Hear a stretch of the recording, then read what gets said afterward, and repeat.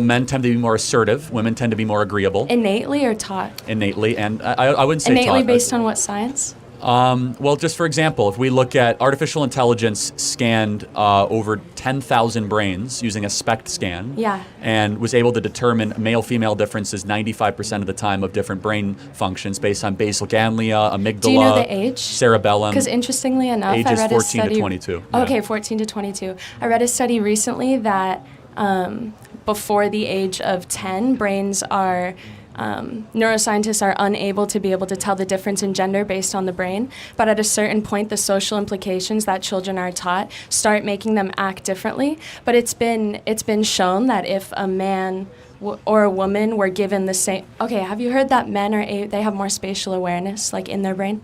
Have you heard that one? I think that's probably true, yeah. Yeah. So we learned that if women are given a month of the same practices as children that men are given or allowed to do, whether it comes to what they're playing, the media they're intaking, like what they're told and how they're told to act, that women have the same spatial awareness ability as men. So we're finding that innately the brain is the same, but because of the social constructs that we're taught on men and women and how they're supposed to act, their brain ability to activate certain parts changes. So by 14, the brain does seem different. You ever raised kids?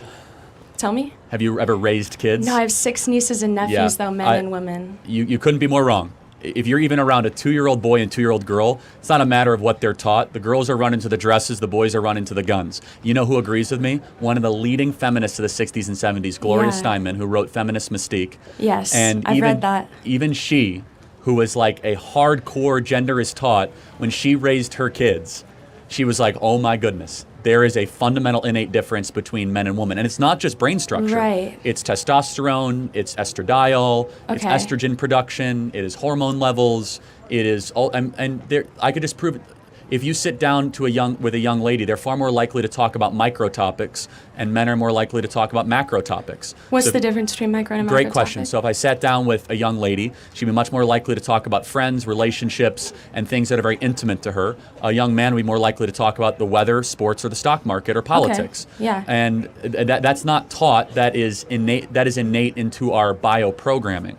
What Now, is bioprogramming? how we were designed. What do you mean how we were designed? I mean, I believe that there's a creator that designed us and that we're fearfully and wonderfully made.